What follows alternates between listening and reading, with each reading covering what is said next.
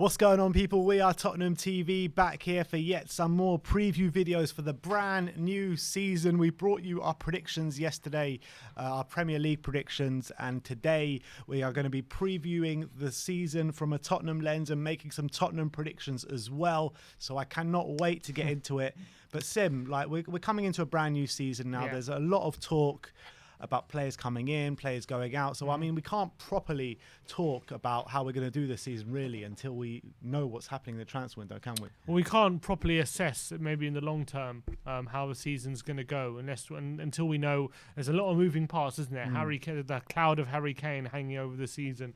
There's the likes of Sissoko and Aurier that we're looking to ship out. There's the likes of Sanchez, Winks, who are also up for sale, but, you know, not actively being pushed out the door. Then there's the likes of Ndombele, who could even be on his way out. So there's so many moving parts right now with just how long to go? 3 weeks of the window to go? Under 3 weeks, maybe? Just under, yeah.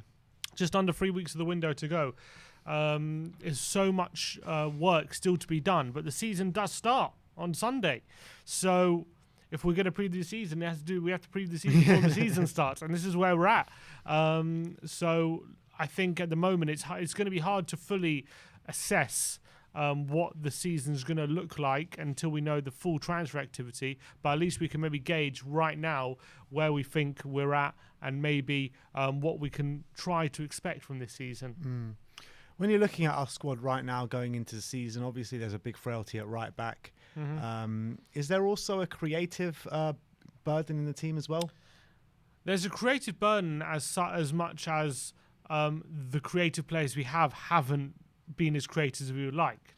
But I think there's not necessarily a talent burden creative-wise. People think that because Ndombele, Lo Celso and Dele haven't kind of overcome the creative hurdle that Eriksen left, that creative hole that Eriksen left. And yes, you could easily say we could do with another one, and that might be the case. But I do feel that maybe under a new manager, a new kind of lease of life, maybe Lo Celso and Ndombele and Dele could maybe feel that creative burden that we've been missing. It's a question mark. I'm not saying there's a guarantee they'll do it, but I believe in their talent. I really do believe in their talent. I think they can definitely go a lot further than people think in terms of filling that creative hole. Maybe they won't be able to fill in what Eriksen never left. I think it's impossible to fill the void that Eriksen left. Yeah, maybe it's going to be impossible for them. His numbers were astonishing. So maybe that hole could be too big. It's true, but I think they could be a lot more creative than they were last season. And I think they'll be a lot more creative than people give them credit for. I reckon. Yeah, I agree. I think when you look at those three players, I look at Tanguy Ndombele to be the standout man in terms of just purely a creative standpoint.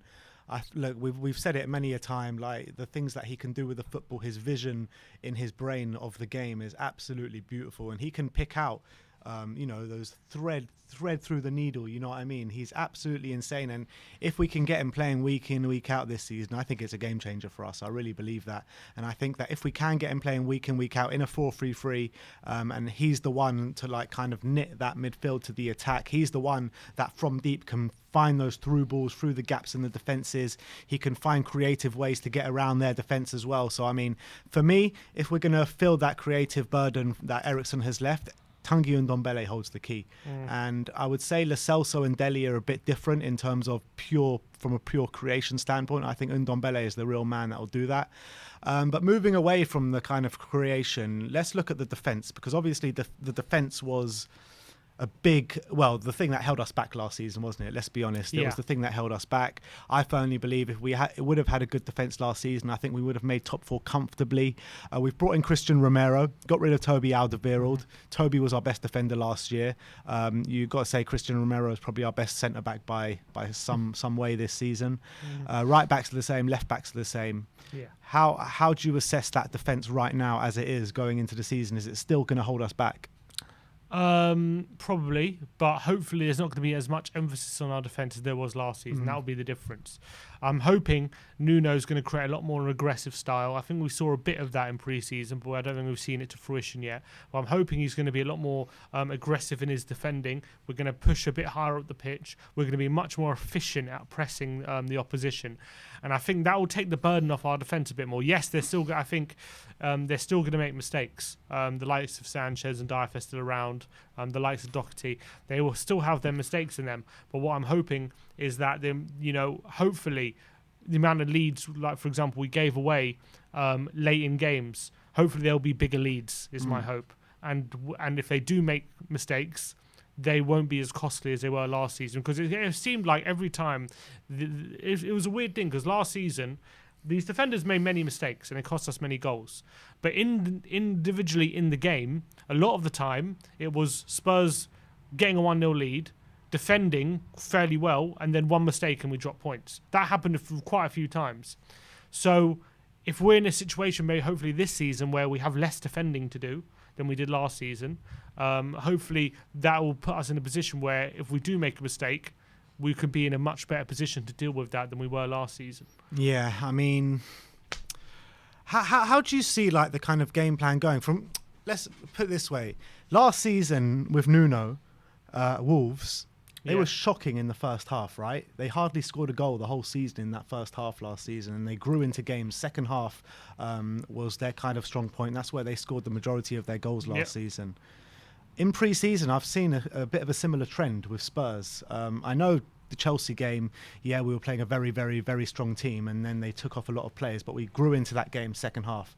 Arsenal was the same. We were poor in the first half, and we grew into it in the second half. Do you see that being a bit of a trend with us this season? And was it a trend last season with Nuno? It did seem to be that they would kind of keep it a 0-0 or be losing 1-0, then they'll bring on Adama Traore and whatnot in the second half. But I think each team is different. You have to take it as it comes. I don't know. I can't. So I think Nuno made it a deal, made a thing of it in his pre-season. One of his press conferences, he said, "We want to make it a big mission this season to finish games strongly." Yeah. He said that it's a big deal for him because he looked at last season how many points he threw away. And it seemed like it was a big deal for him last year at Wolves as well. Yeah, but look, that's last season, and there was a lot of mitigating circumstances. I'm not a Wolves fan. I don't watch them every game. I mean, I noted from what I did see of Wolves that they did seem to bring Adama on last half an hour, then they had a go, and actually sometimes it worked and other times whatever it didn't. But what I would say is if we can marry how we started games last season, and hopefully if we can be the best team in the world, if we can finish games stronger, like hopefully Nuno's teams sometimes do, that could be a big benefit to us. Yeah. And I think the big thing for me is the fitness to get that right. I think that Nuno's gone some way to addressing that. I think the players look sharper and fitter from what I've seen in pre-season. Tactically, we'll have to wait and see how that pans out, if it's as good as what we had under Poch and Mourinho. But I think physically we're getting up to scratch. And I think Nuno, he's very used to having different systems. He's very used to being tactically flexible. So he's got a very tactical mind. He's also got a very good mind for moving players in different positions who maybe you think might not have been at that best position, and finding new positions for players. So from that perspective, I'm excited by the potential of what it can bring. Man management as well, in terms of personal man management. It's all well. I mean, I've spoken to Wolves fans and I've seen comments on social media how the players at Wolves absolutely loved him. Yeah, they absolutely loved him. The fans absolutely loved him as well. So I think that in terms of Nuno as a manager, I think he ticks a lot of boxes, and I think that I like the way he comes across so far, and I'm really getting to grips with him. And I think that very soon, I think the Spurs fan base will fall in love with this guy, Nuno. I really believe that. I think we're starting to already, but it's very early stages. A couple of losses, all of a sudden everyone wants him out. But I think the main thing for me, which I'm hoping Nuno can bring, is not just the main thing is the aggression and pressing, bring that back. But I think if you look at our forward players last season, apart from Kane and Son, none of them kind of had any sort of, okay, Bale as well, but he's gone now. None of them really had any sort of attacking numbers or a final third end product, which would help supplement Kane and Son, or help them take the burden off them. And I'm hoping that now with Nuno, if we're going to play a more aggressive style, get more attacking positions, be in more attacking situations than we were under Jose, where it seems sometimes in second halves anyway, we'd maybe be in an attacking situation once or twice a half, and we'd have to make the most of it. And if we didn't, that would be that for the half kind of thing. Yeah. We're lucky that Son and Kane were so effective, especially in the first half of the season, where literally that's all they needed. Yeah, but it was like one chance a goal. Yeah, that's all they needed. Exactly. He couldn't keep that up. So what I think the biggest thing he needs to do is unlock the talent that we have in the forward positions. Get Lucas, Bergwijn, Dele, Lo Celso and Ndombele consistently providing goals and assists for the team. Take that burden off Kane and Son, or if Kane's still here anyway. Take that burden off Son if he's going to be the main man. And that could go a long way into improving on what we had last season. Not so much as we definitely we need new wingers to bring in or anything. If we can just improve what we had, because I believe there's so much ability, untapped ability in that forward line that last season didn't live up to its full potential. But maybe with a new set of eyes, a new coaching staff, I think people might be sleeping on what they can provide. Yeah. Looking kind of at the squad, there's the obvious ones, Kane, Son. Who do you think are kind of going to be the real kind of go-to men for Nuno Santo this season? So obviously, you got your Højbjergs, your Romeros. I think they're going to be obviously go-to men. I think Reguilon's going to be the go-to guy at left back. You got obviously Kane and Son if Kane's still here, and then if depending on what transfers you make, but in midfield, I have a feeling Lo Celso might be. I have a feeling Lo Celso might be a player that becomes indispensable for the team. I think he might be one, and then. You're looking at how many positions are left. You got one centre mid, you got one right back, and then you got one right wing, one centre back, and one right back, one right mid. Sorry, right mid, yeah. So that's four positions and left. Those are the positions we're looking to sign players in. Right. So those are positions. Then who's battling for those positions at the moment? Right back, you're already in Doherty, so we need to get. We've got hopefully Tomiyasu coming in. Centre back, you've got Rodon, Sanchez, and Dyer. And right wing, you've got Lucas, and maybe Bergwijn can also play on the right, or Brian Hill can maybe move over to the right. So there's options there, but not the most convincing. I think at the moment you got 7 players nailed on, starting players nearly, and then you got 4 players where people are properly battling it out, and it can go to anyone really. I mean, this whole conversation is all going to be shaped by the Harry Kane situation and what happens with him. Obviously, it's come out today that Man City, Romano says that Man City are shaping up £150 million or euros. I'm not sure. It's euros. He changed his article, yeah. Okay, 150 million euro bid for Harry Kane. Is that going to be enough to get it over the line for City? Enough. You don't think so? Not euros. You think it has to be 150 million pounds? You put a pound sign next to that. And that's it. You think that'll do it? Wow. Do you think... man, I just can't fathom him leaving. I know. We've talked about it all bloody summer, and then when it actually comes down to it, I don't want him to go. Yeah. Even if it's 150 million, like, no, I can't, no. I don't want it. Because, I don't know, look, it could be. But would I take... If I were to sell Harry Kane, get 2 strikers and address all the positions... I don't know. Who will those 2 strikers be? Now, Lautaro Martinez is in talks with a new contract, apparently. It looks like that could be done. Atletico Madrid are going hard for Vlahovic, and if they get him over the line and Lautaro signs a new contract, then we could be. Then where are we? Be pretty screwed. Yeah, we could be pretty screwed. But it's going to be. It's a lot depends on next season. How first of all, if Kane stays or goes, and if Kane goes, how we reinvest that money. A lot is hinging on this, so it's very difficult to analyse exactly how well we can do or where we're exactly at until all that gets sorted. Can you see us going into this new season selling Kane and just having Son as a striker all season and that's it?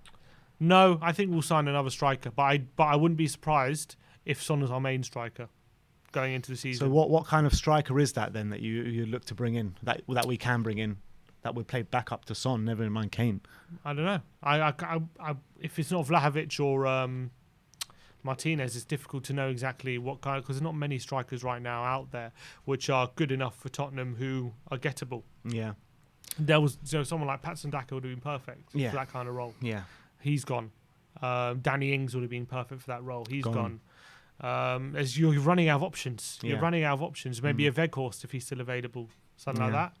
that. I wouldn't be surprised if I've said this. I wouldn't be surprised if Kane goes, we decide to move Son to a striker, and then even either sign a backup striker to Son, or even like sign like a left winger or something to replace that position or something like that. I wouldn't be surprised if that's how the club reshapes the narrative. Oh, Son's the main man now, and he's going to be our star striker. It'll be a risk, but I mean, Son has a decent record as striker force. I just feel like if you're playing him over a whole season up front, I don't know. I think he can cope over a short period. Yeah. Whether he can do it over a lot, it remains to be seen whether he can do it for a whole season. Yeah, I think exactly the same as you. And like, I'm not saying he can't. I'm just saying it's just it's hard not to his see it. natural position. Yeah. That's exactly what it is. And like, But you saw it in pre-season, the way he's dropping back, the way he's kind of being more involved in the build-up play. When he used to play up front, he was always just attack the space, and that's where he's go most in behind. effective. He That's is, where he's most effective. but I think maybe I just got this feeling when I'm seeing him in pre-season, is he shaping up to kind of become a striker? He I kinda didn't seemed like that. I didn't like Son dropping back and doing all that stuff. I didn't like it. I like Son playing on the last shoulder on the left wing, cutting in behind. You know what I mean? That's where you like Sonny. Yeah, And that's where he's at his that's where he's best. most dangerous. Yeah. That's for sure. And that's where it. He's most dangerous. And when you've got a player like Sonny, you need to utilise them in the most dangerous possible way, and that's what it is. Where do you think our ceiling is this season? I don't think we're finishing higher than fifth. As things stand, obviously, caveats what happens with Kane. If we sell Kane and do awful in recruitment, it's obviously going to be a lot lower than that. If we sell Kane and do great in recruitment, it could potentially even be higher than that. Do you think, depending on recruitment, we can finish in the top 4 this year? Yeah, I do. I think there's enough talent in the squad right now that have been here for that have now settled into the team, that I think with a few top class additions, our first 11 could rival that of How many? That of the top 4. Sorry. How many additions? I think if we get another centre back, another right back, another centre back, another right back, probably another central midfielder, and sorry, if is Kane staying or leaving? I'm just asking what needs to be done to make top 4. If Kane stays or leaves, Let's say leaves. so then you need, for me, if Kane leaves, centre back, right back, probably two right backs really, centre back, 2 right backs, centre mid, a winger, and 2 strikers. So 7 more players from If now. Kane leaves, yeah, 7 more players from Yeah. now. So basically, what we're saying is it's near impossible. pretty much. Near impossible. Yeah, I'm not. Yeah, of course, I'm saying it's pretty much impossible. Yeah. It's possible, but Yeah. it's pretty much impossible. Yeah. If Kane stays, I think you need probably maybe one backup striker. You need, you probably need a centre Well, mid. you're saying if Kane stays 6 players, then it's just 1 less striker. Yeah, but I think as well, Kane can maybe help with that creative role. So maybe the centre mid is maybe a little bit less needed. You can maybe make do with giving Skip more opportunities and stuff. So I think definitely the priorities for me would be right back and centre back. How do we solve the problem that we had last season in terms of our midfield? Because we had no midfield last season. It was mainly Højbjerg and Ndombele in that double pivot. But it just got bypassed over and over and over again last season. Will that extra man in there, let's say, assuming it's Skippy, will that make a massive difference to us? First of all, yes, it would. Second of all, it would. If having an extra man will definitely make an extra difference. But last season, having the 4-2-3-1, when usually we had Ndombele in that situation where he would drop back, to be fair to him, when he was playing in a 4-2-3-1. When he was playing in the pivot, he would struggle. A lot of the times we had no midfield, but that's because I feel like our pressing wasn't effective. We had a big pressing problem, especially from the front. When we had a front three of Bale, Kane, Son, they weren't the best pressers. No. I think at the moment when we're playing, obviously you're going to want Kane and Son in the team, ideally. But at the moment, with our forward players of Bergwijn, Lucas, Son, I think we could definitely be a lot more effective pressing. And I think that could definitely create more situations where we are better at winning the ball back higher of the pitch. Whereas before, I feel like under Mourinho, we tried to, but because our pressing was so ineffective and because our fitness wasn't as good, we kept getting caught out time and time again, and we weren't able to cope.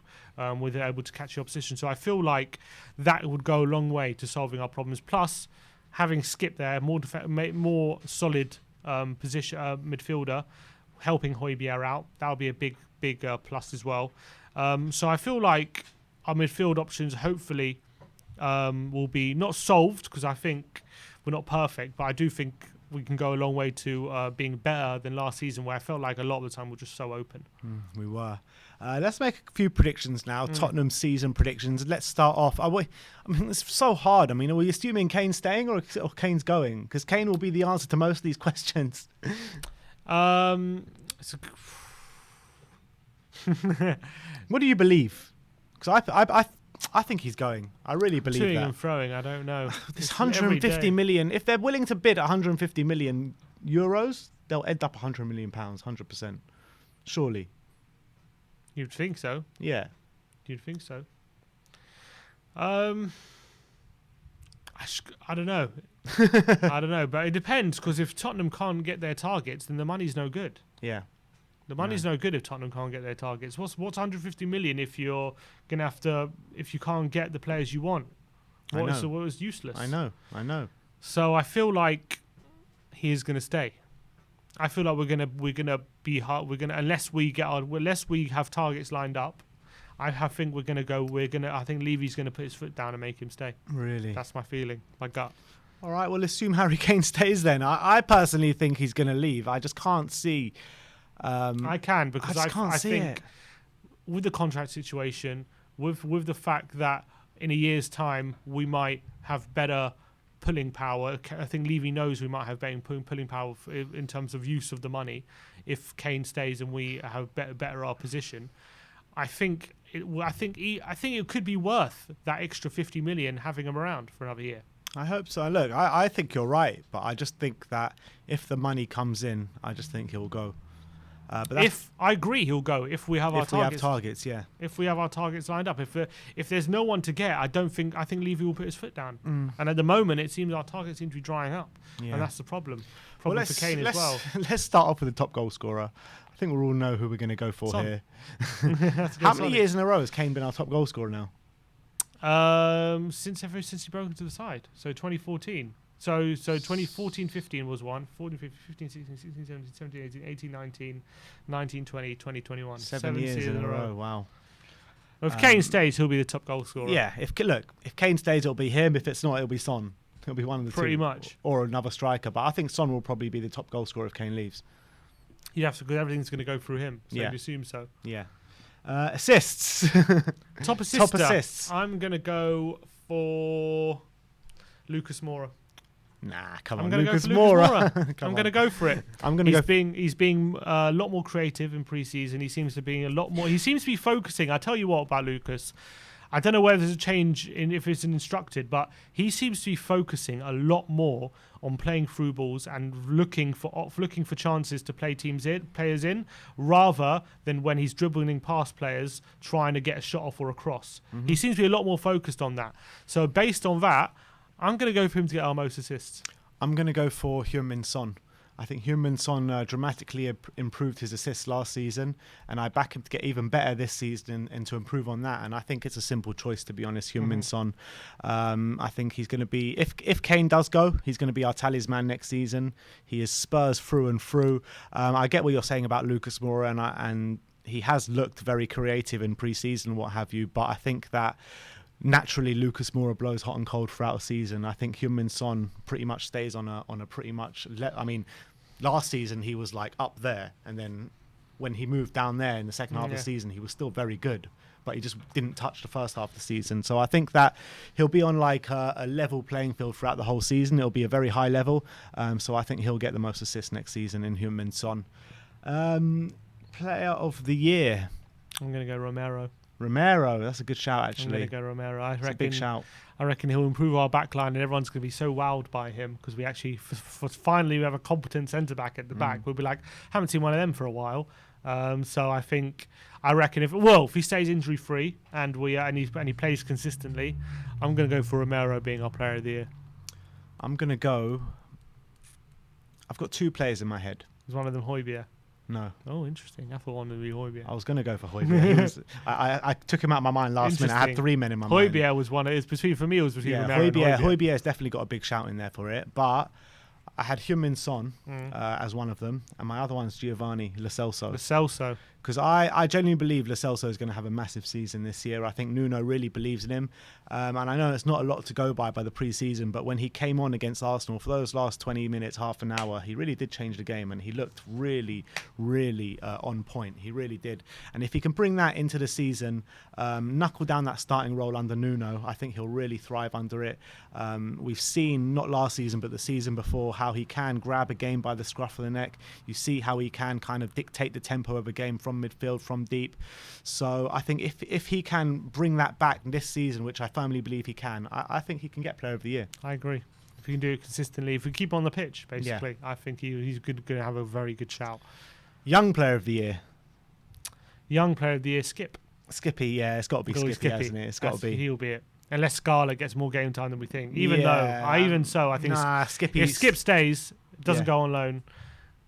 Well, Tanganga could be in the shout. Is he still qualify? He's 22, I think, isn't he now? Jaffet. Well, we'll say 21 and below. We'll say. All right, I think Skippy's nailed on.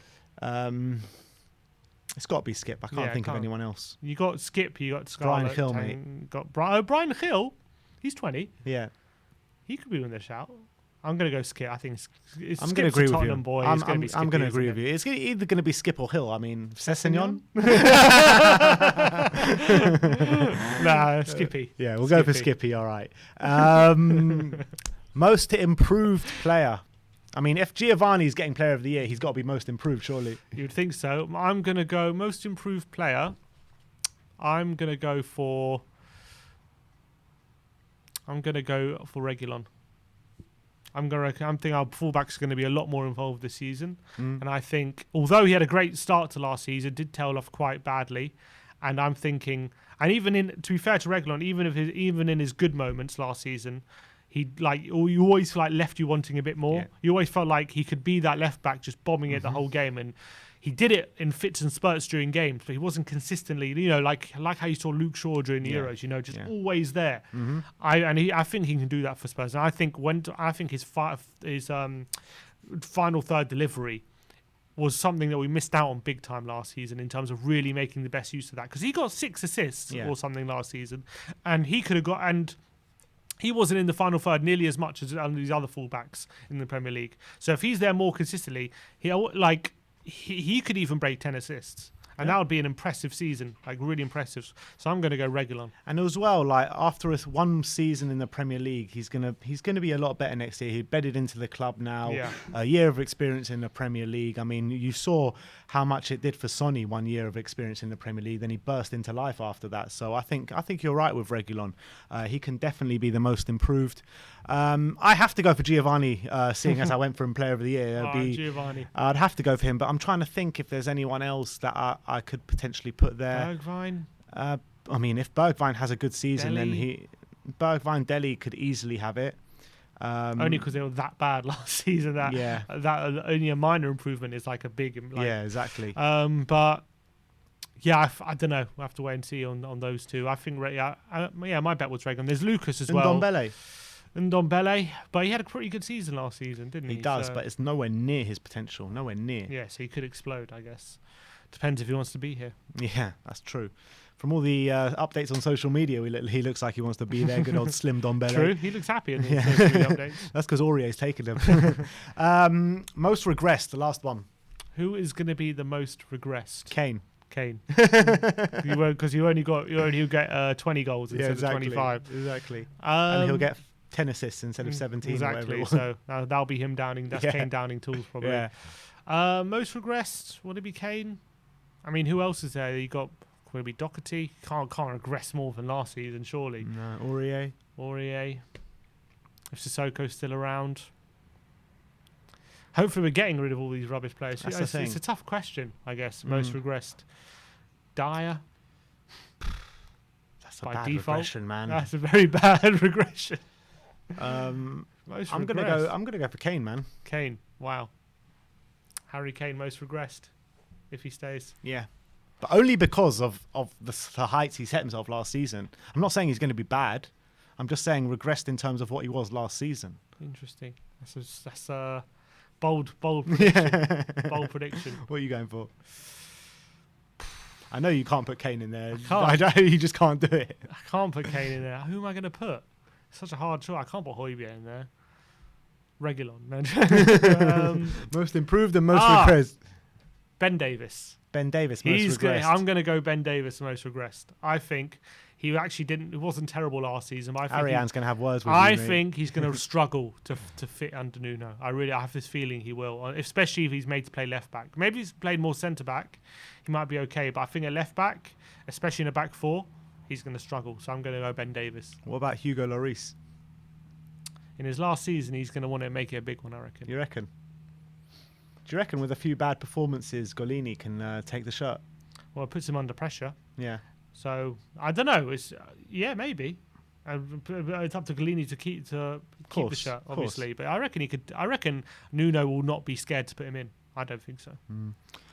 Even as captain, like Tottenham captain Hugo. I mean, is it even worth keeping Lloris as captain now with his last year of his Spurs career? Yeah, just because he's captain. He's the captain just because he's got 1 year left. But you know he's leaving next season. Does it matter? No. He's come on. He's a servant of the club. Like, he's been here so long. Like, he loves the club, and it's true. But he probably, Kane probably should have been named captain years ago, or Højbjerg even. Højbjerg's only just joined last year, fair enough. But Kane probably should have been named captain years ago, right?